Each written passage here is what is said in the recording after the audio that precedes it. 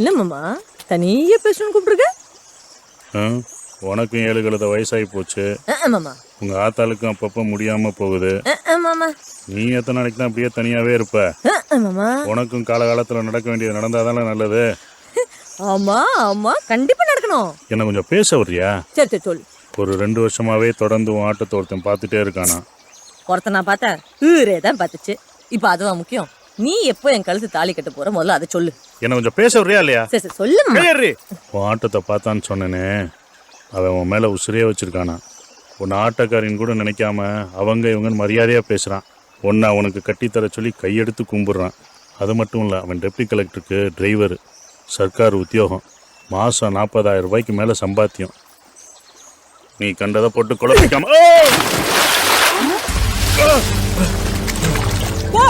அப்படியே ஆத்தோட சேர்த்து காணாம போடுவா.